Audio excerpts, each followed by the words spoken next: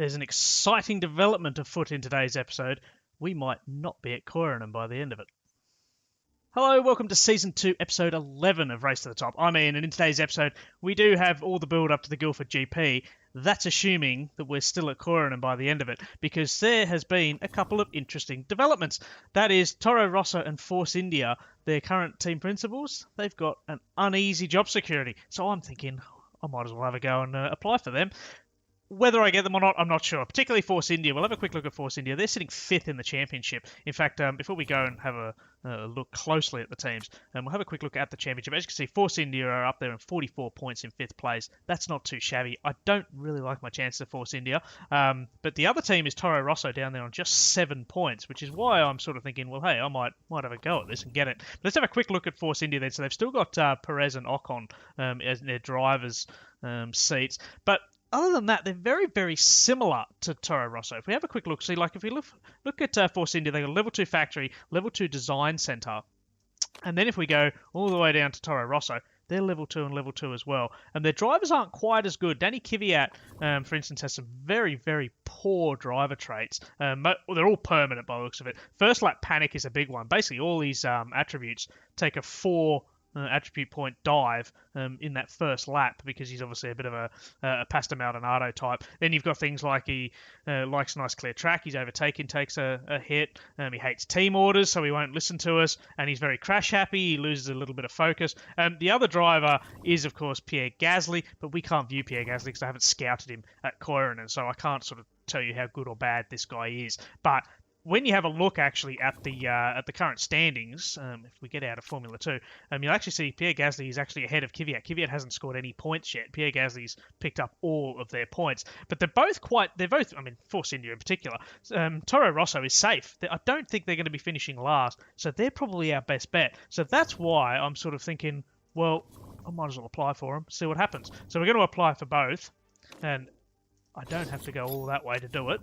We'll apply for Force India as well, because you never know your luck. So like I say, we could be at Toro Rosso or Force India by the end of this episode, but we'll have to wait and see, because we do still have to worry a little bit about Koiranen, which is why I'm going to get straight onto it now. Yeah, let's quickly do this interview. Which one of your drivers is better? I'm not answering that. I don't really care. I don't want to give any of them preference. Pick crew review, yeah.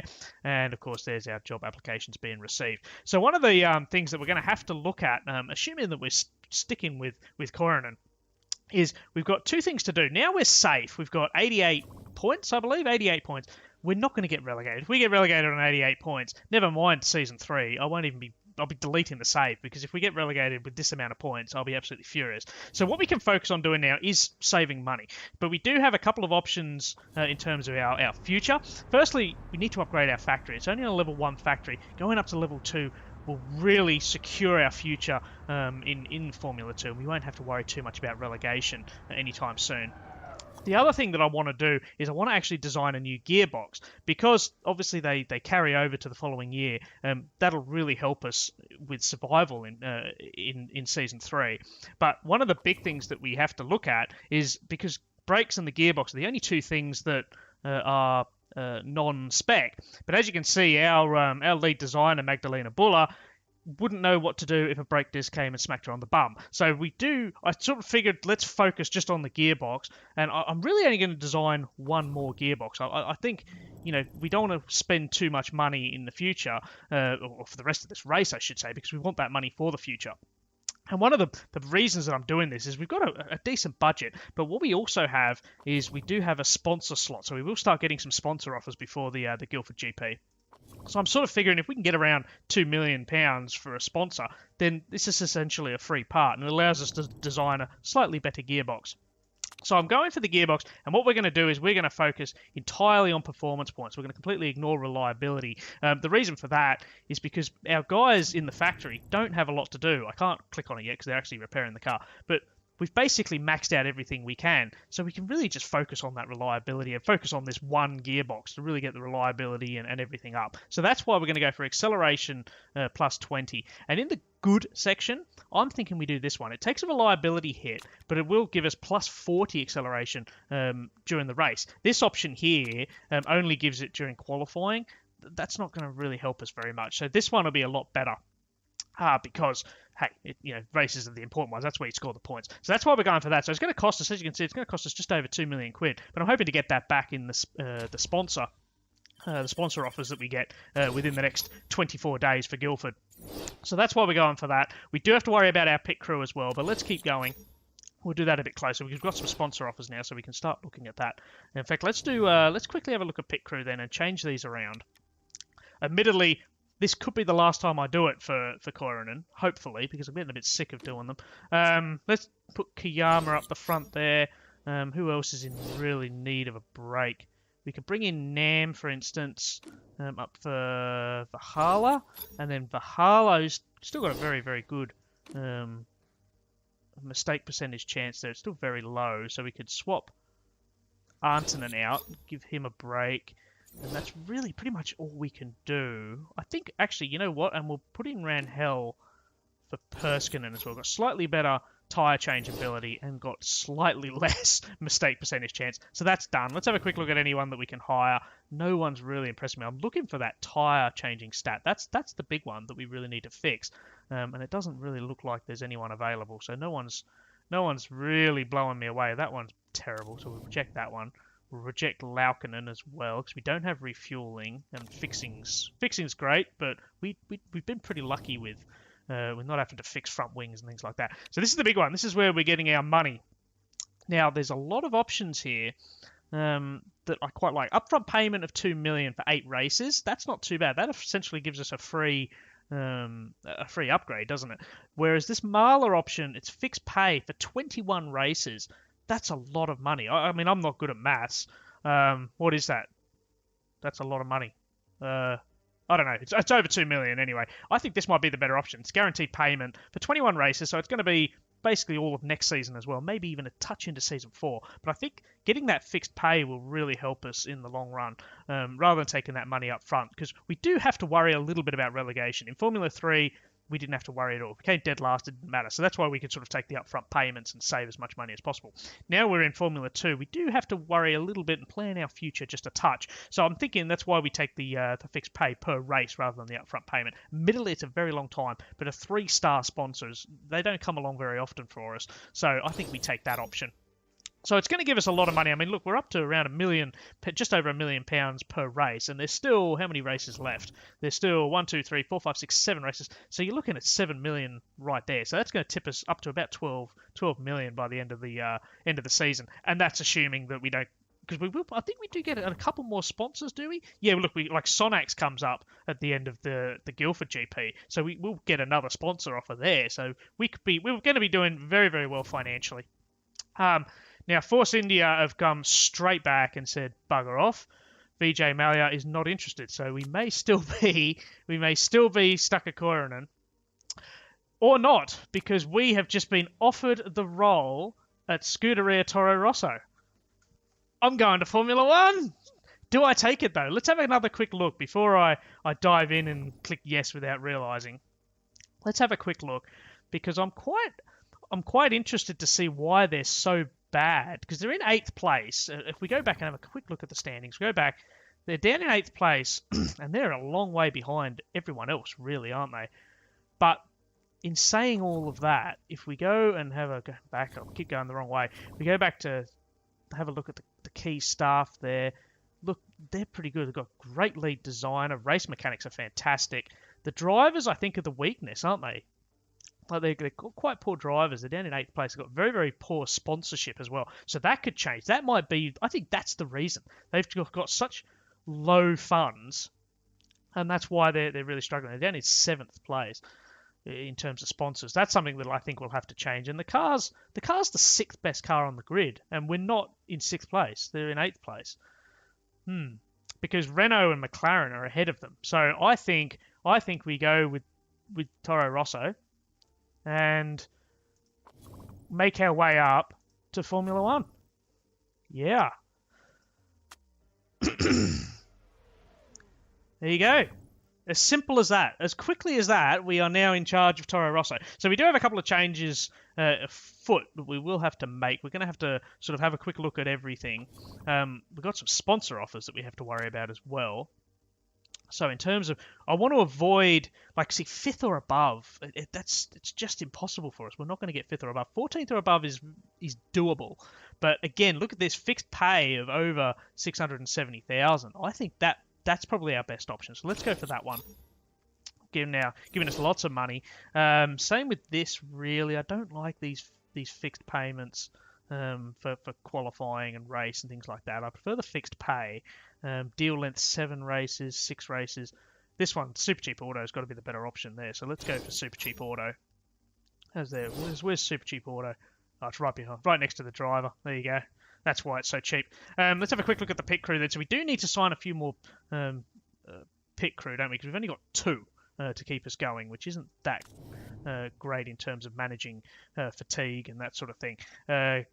I struggled with the Finnish names at Koiranen, and I'm going to struggle even more with the Italian names because that's Cipollini. Very, very good at tyres, rear jack, very good at fixing. Boom, you're in, buddy. I really, really like you. He's costing a lot of money, but he's going to be fantastic for us, and he gives us that extra option. Otherwise, like I don't mind this guy either, Della Fogli. Good at tyres, good at fixing. We do need to bring in maybe this front and rear jack as well. I'm going to bring in quite a few guys here, but his mistake percentage chance is quite high, that one, up the top. 0.6 at full stamina, 0.6. I think Chambers might be better, actually, because he's good at front jack, and he can dive into the tyres if need be, but I think we might leave it for now. And look, I'm very, very happy with everything there. That's fantastic. I think what I might do is I might bring in Cipollini for that guy. Consolari, he's got a 0.3% chance of making a stuff up with his fixing, but Cipollini doesn't. He's perfect. We could even bring in this guy as well. Oh, I'm absolutely spoiled for choice, aren't I? I'm completely spoiled for choice here. I might bring him in up the front there just because he can. He's got 1 better in tyre changing, and that should do for now. Let's have a quick look at the car, because we are really, really struggling here. What we should do is we should have a quick look at our team here. Welcome to Scuderia Toro Rosso. Danny Kvyat gets along well with Pierre Gasly. We're one big happy family. Pierre Gasly, I get on okay with Danny Kvyat, but I'm going to be working my ass off to prove that I'm a much better driver. So there you go. There's a bit of conflict all there already. On the HQ front, on the car front, we could definitely use some work on our gearbox. It's lagging behind the competition, and we could do with an upgrade. Okay, that might be something that we look at. Maybe I'll be designing another gearbox. 2 gearboxes in one episode. There you go. That doesn't happen very often. So Kvyat's predicted to finish 13th. Gasly's predicted to finish 14th, and yet Gasly scored all the team's points so far. In terms of how much we're going to our target for the remainder of the season, 8th place. I'm sticking with 8th place for now.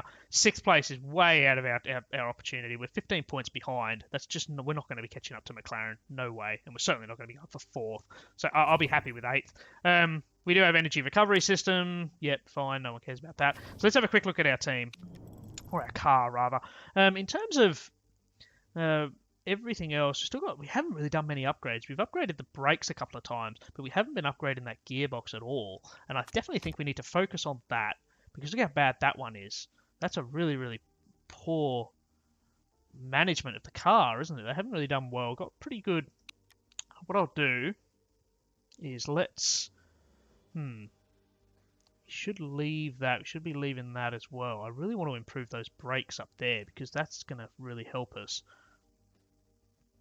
What I might do then is so Vancouver is the next race in 9 days.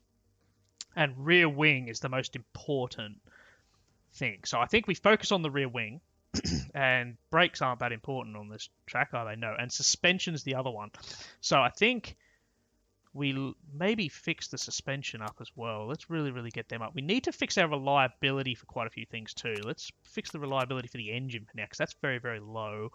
We need to focus on the suspension too, because the suspension's crucial at this race. We've only got 9 days. We don't have a great deal of time. I might go, say, 11.9 for performance, just to bump that rear wing and the suspension up a little bit. In terms of fitting parts then, it looks like Kvyat's getting the best car. It's equal status, but Kvyat's got the better car. And the fact he's got the better car and hasn't scored any points, and Pierre Gasly's got good brakes, so he's got the better brakes.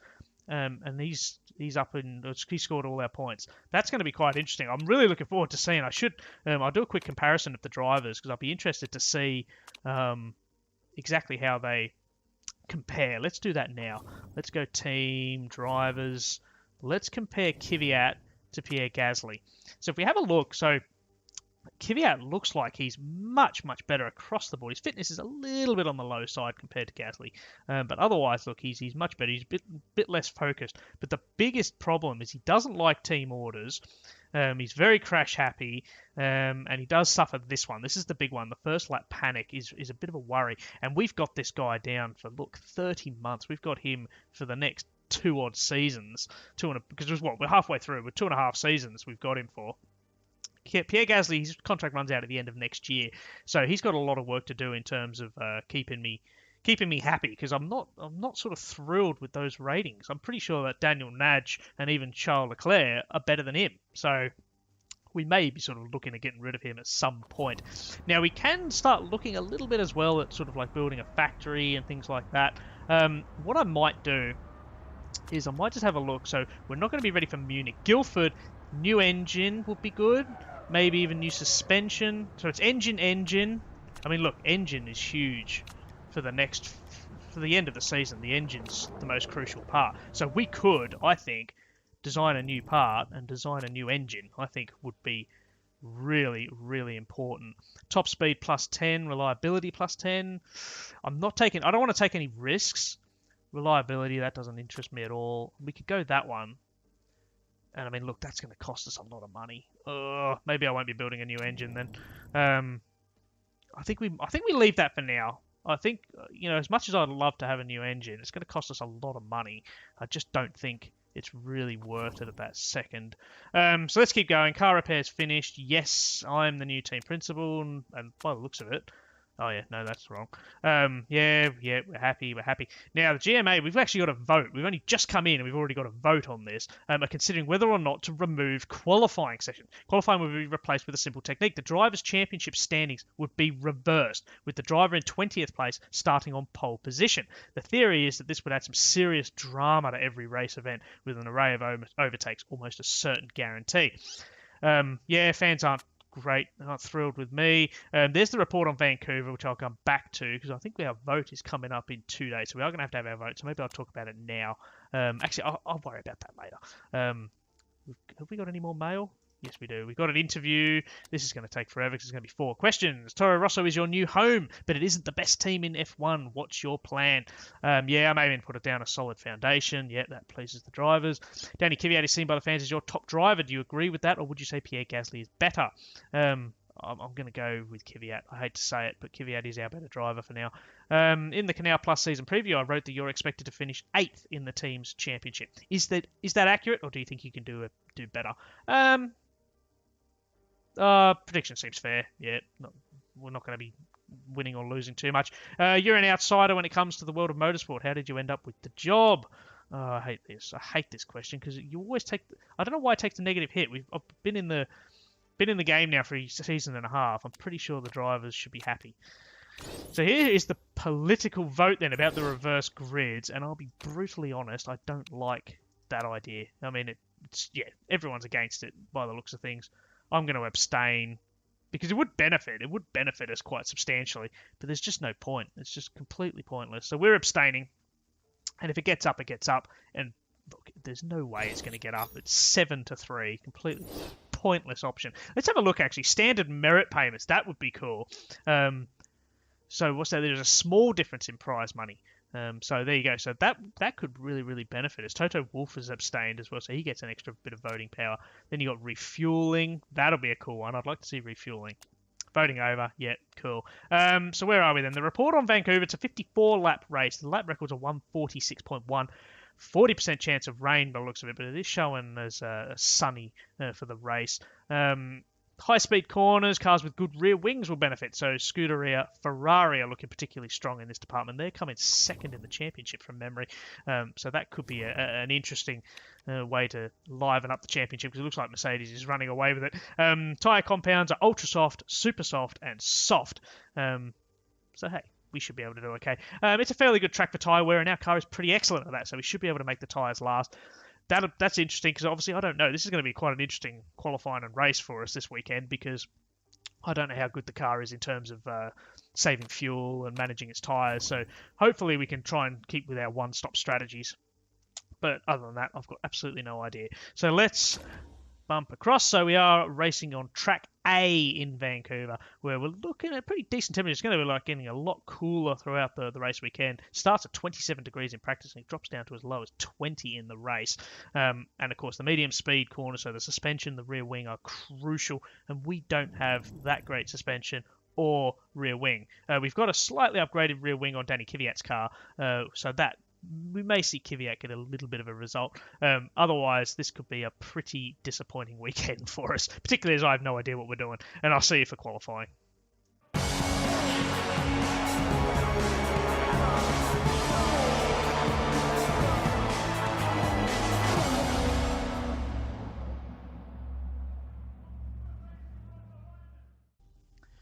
Well, that was a pretty good practice session. I'm pretty thrilled. We managed to get a lot of good feedback from the drivers. I was actually very pleasantly surprised with how good Danny Kvyat was. He actually finished 7th on the Ultras.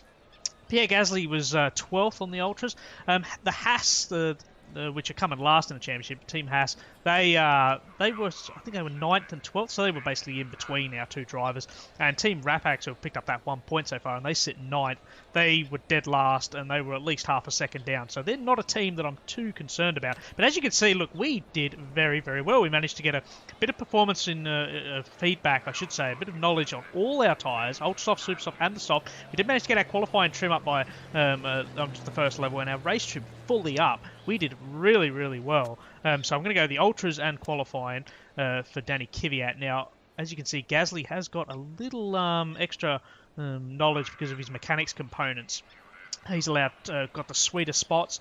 So I may give him the Ultra Softs and the sweeter spots just to make it a little bit easier for him in the race. In the qualifying session. As you can see, in terms of our feedback, though, we didn't do that well. We managed to purple speed balance and handling for Kvyat and Gasly, respectively. Otherwise, it's great across the board. So we're sort of up around 97%. But one of the really, really good things was each driver got a little stint on every compound during practice, because these longer practice sessions are fantastic because it really does allow you to properly, have a bit of a go, allow the drivers to do a bit of everything. It takes about 1:30 to get around, so we'll bear that in mind when we go out, because we're hoping to go out for 2 stints. It doesn't look like there's any rain forecast. We're hoping to go out for 2 stints to set 2 laps in practice right at the death. So we're sort of looking around 2 minutes before the end, we'll send the drivers out. And we are going to send them out now. We're going to send Kvyat out right this second. He can go out on some fresh ultra soft tyres. And let's see what he can do. As I said, he came out in 7th place at the end of practice, at the shakedown, which I was really surprised with. I wasn't expecting him to do that well at all. In fact, he was as high as sort of 5th at one point, and then right at the end, a couple of the other teams did manage to, get a couple of drivers in front. I think it was like Alonso sort of pipped him right at the end and bumped him down to 7th in the end. So we are going to go out. We're going to be able to set 2 laps because we're going to be able to go out now, set a lap, come back in, then we take our time, see what happens. With about 2 minutes to go, we send them out again. We send Kvyat out, and then we'll send Gasly out. That's what I'm sort of going to hope to do. Because Kvyat did so well in practice, he gets to go out first this time, and he will go out first again at the right at the death, because he'll hopefully have the clean track, and Gasly will just have to struggle a bit behind Kvyat. And I'll most likely swap them around for the next race, which I actually believe is in Munich, so we will be able to sort of play them around that way. In terms of Kvyat, though, he's done the exact same thing as Gasly, I think. His brake temperatures were good, his tyre temperatures were perfect, so it's all up to these drivers now. As you can see, everyone's on their outlap. Hamilton is in front. Did he come out ahead of us, or is Kvyat leading the way? I think Kvyat's actually leading the charge. So he will go purple in the first sector. Probably not for very long, because Hamilton will come around and set up blistering time. There you go. Hamilton's already gone purple in that first sector. Kvyat's down 6/10 down on Hamilton's time already. What about Gasly? Gasly's got no traffic in front of him either. He's got a lot of cars behind him, but Kvyat's got a nice clean track, as Kvyat's nearly a second down on Hamilton's times already. So this is going to be quite a disappointing first lap in charge of Toro Rosso by the looks of things, as Kvyat crosses the line with a 120 point something. I didn't see that, as Hamilton has just taken over a second out of his time. Hamilton's gone provisional pole with a 1:18.7 as Gasly's well behind Kvyat. He's 4/10 down. Now, bearing in mind that Kvyat has got the upgraded rear wing, and rear wing is crucial at Vancouver, so that could play a little part of it. Of course, Kvyat is a slightly better driver. All his negative traits will affect him during the race, which is a bit of a concern. But Gasly, though, he's I mean, as you can see, there's De Vries. Now, De Vries is that, and Rapax, he's the other one, Kokoto Jr., De Vries and Kokoto Jr., they're from Team Rapax. And look at how slow they are. They're 2 seconds down. So we don't have to worry about them too much. The team that we do have to worry about, keep an eye on, is Grosjean and Webber. Let's cut to Webber now, because he is not doing too badly. He's 1.2 seconds down already. So we are going to be coming out ahead of Webber at the end of this first stint in the qualifying session as Webber rounds there that final corner. He crosses the line and he moves up to 16th. So he does improve over Gasly's time, but Kvyat's up in 13th place, which is just out of those points, isn't it? Top 10 score points, and he's at least 2/10 down on Hulkenberg, who's got that final 10th place. So we do have a little bit of work to go, unfortunately. But as it stands at the moment, you've got Hamilton on pole, provisional pole, with Raikkonen alongside him, then Bottas, then Vettel. Then it's Ricciardo Verstappen. I mean, that's a testament to how good this mod is, the Fire mod, that the guys that have created it have really nailed it, haven't they? Then you've got Massa, who's still racing, bizarrely, ahead of Perez, Alonso, and Hulkenberg. So we will be able to go out again and set another time, and we're just going to sort of dwindle the session time down. In terms of race strategy then, I've got about a minute 50 to talk about. In terms of race strategy, we're going to probably start on the hardest compound tyre. We're going to try to stretch out a one-stopper. It's going to be quite difficult. I don't really think the Ultra's softs are going to be any good during the race, because the Ultra softs are only expected to last, 17, 19 laps, something like that. So they're probably not going to be able, we're not going to be able to go the whole distance, because I was noticing quite a lot of tyre wear on the softs and the Ultra soft, and the super softs rather.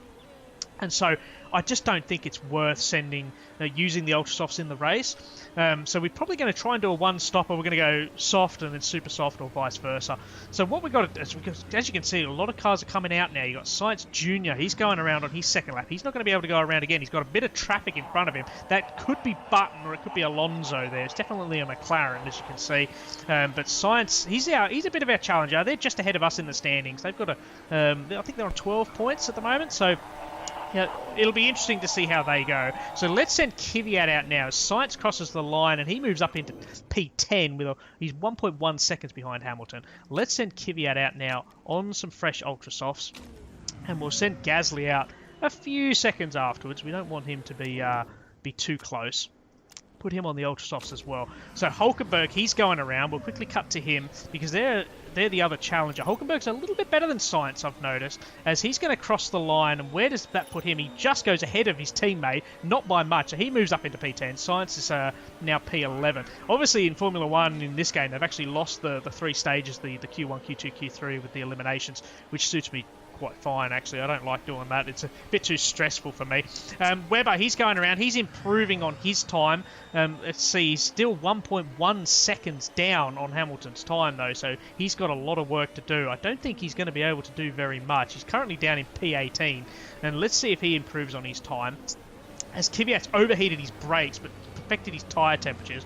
Webber doesn't improve on his time. Let's cut to Kvyat then, who's about to start his lap. Gasly's overheated his brakes, but nailed his tyres. He's got great tyre temperature in there, so we might not see Gasly improve that much, as Stroll is improving on his time. Hamilton's just gone fastest yet again with a 1:18.6. Raikkonen's now a 10th behind him, and it doesn't look like Raikkonen's improving on his time. Kvyat's up on his time. He's just under half a second down after that first sector, so pole is out of the question, unfortunately, guys, in case you were expecting a miracle. But he should be able to jump up a little bit.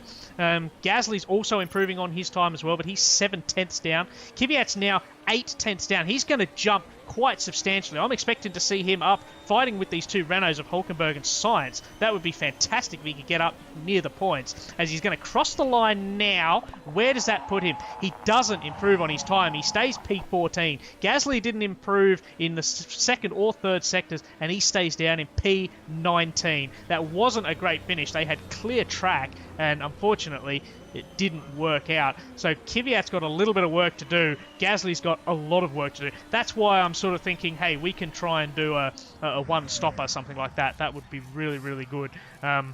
that's not the best qualifying session, was it? I'm pretty disappointed with that. We've got a lot of work to do, and that's why Toro Rosso are 8th, and they're not any higher, because we are really, really struggling by the looks of things. So there we are. So Danny Kvyat in P14 he's only just behind Esteban Ocon. Look at how close these times are from Ocon. In fact, I'll even include Carlos Sainz on this. You got Sainz, Ocon, Kvyat. Then you've got the Rapax of Sesotto